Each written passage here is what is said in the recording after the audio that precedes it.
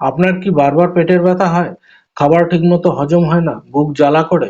হতে পারে আপনি গ্যাস্ট্রিক বা আলসারের সমস্যায় ভুগছেন। আজকের ভিডিওতে জানতে পারবেন পেটের আলসার কি, কেন হয়, এর লক্ষণ এবং কিভাবে হোমিওপ্যাথিক ওষুধের মাধ্যমে সম্পূর্ণ প্রাকৃতিকভাবে এই সমস্যার সমাধান করা যায়। এই সমস্ত বিষয়ে বিস্তারিত, কাজেই ভিডিওটি শেষ পর্যন্ত দেখতে থাকুন।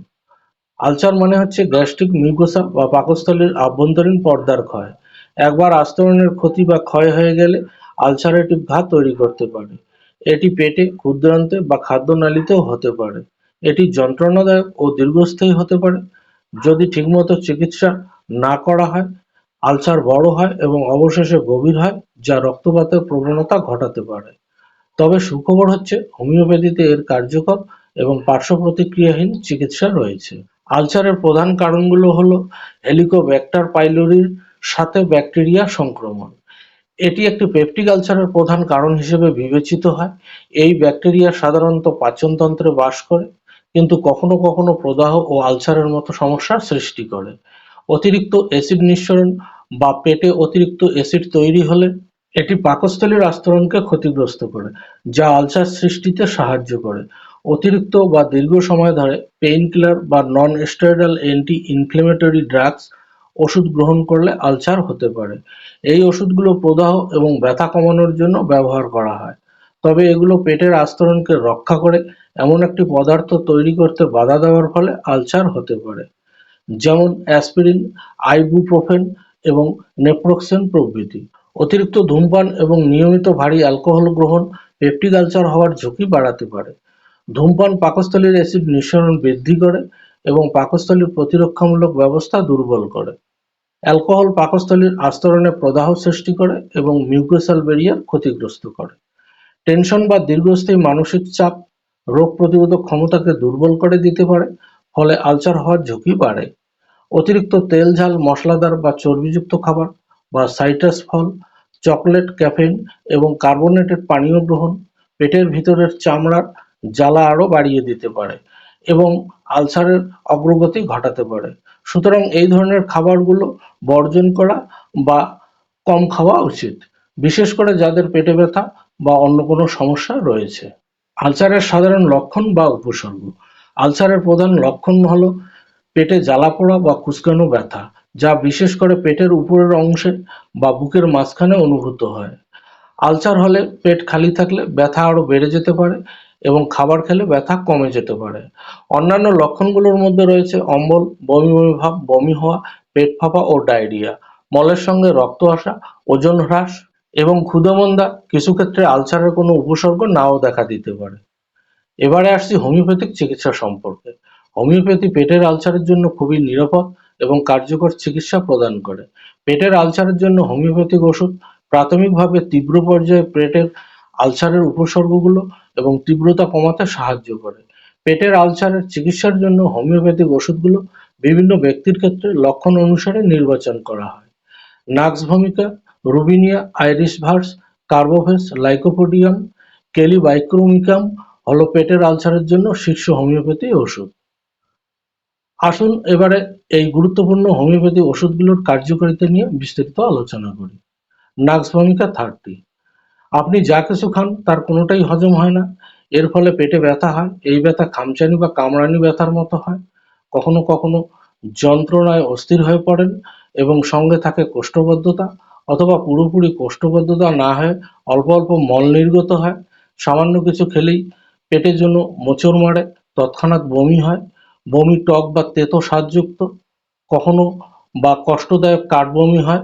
গলায় আঙ্গুল দিয়ে বমি করার চেষ্টা করা, মুখে জল ওঠে, জলের স্বাদ তেতো বা টক, পেটে বায়ু সঞ্চয় হয়। এইসব লক্ষণ যদি আপনার মধ্যে দেখা যায়, তাহলে নাক্সভমিকা ওষুধটি সেবন করলে অত্যন্ত উপকার পাবেন। এই ওষুধটি 2-3 ফোঁটা করে দিনে 3 বার 15 দিন খেতে হবে। রুবিনিয়া 30। অতিরিক্ত অ্যাসিডিটির কারণে যদি বুক জ্বালা-পোড়া করে, বিশেষ করে রাত্রিতে বেশি হয়, টক ঢেকুর ও মুখ টক হয়ে যায়, খাবার ঠিকমতো হজম হয় না, খাওয়ার পর গলা পর্যন্ত টক জল উঠে আসে, অতিরিক্ত টক ঢেকুর ওঠে, টক বমি হয়, মুখে টক বা অ্যাসিডের স্বাদ লক্ষ্য করা যায়, শোয়ার সময় লক্ষণগুলো আরো বৃদ্ধি পায়।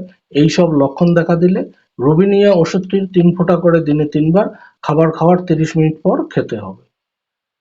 আইরিশ ভার্স 30 যদি তীব্র মাথা ব্যথার সাথে অ্যাসিডিটির সমস্যা হয়, টক বমি সহ গ্যাসের সমস্যা দেখা দেয়, পেট থেকে গলা পর্যন্ত প্রচণ্ড জ্বালা করে, গলা দিয়ে টক বা ঝাল জল উঠে আসে, খালি পেটে ব্যথা হয় এবং খাবার খাওয়ার পর কিছুটা আরাম হয়, কখনো জলের মতো পাতলা মল নিঃসরণ সহ পেটে গড়গড় শব্দ হয়, এসব ক্ষেত্রে আইরিশ ভার্স ওষুধটি খেলে দারুণ উপকার পাবেন। এই ওষুধটির 2-3 ফোঁটা করে দিনে 3 বার 15 দিন খেতে হবে।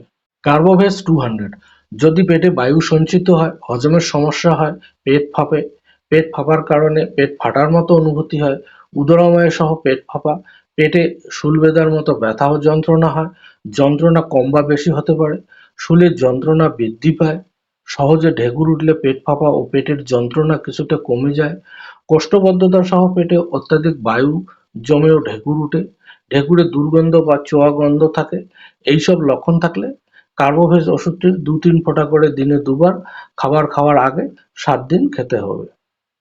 লাইকোপোডিয়াম 200 যদি পেট ফুলে যায়, পেট ফাঁপে, পেট জ্বালা করে, টক ঢেকুর উঠে, পেটে হাত দিলেই লাগে, খাদ্যদ্রব্য সহজে হজম হয় না, সামান্য কিছু খাওয়ার পরেই পেট ফুলে যায়, পেটে ব্যথা হয়, জলপান করতেও ভয় লাগে, পেট ফোলার সাথে মাঝে মাঝে বমি হয়, পেট জ্বালা করে, গলা জ্বালা করে, মুখে জল ওঠে, পেটের মধ্যে ভুটভাট শব্দ হয়, কোষ্ঠকাঠিন্য, মলত্যাগ হলে পেট ফোলা কিছুটা কমে, এই সমস্ত লক্ষণ থাকলে লাইকোপোডিয়াম ওষুধটির 2 ফোঁটা করে দিনে একবার 5 দিন খাবেন।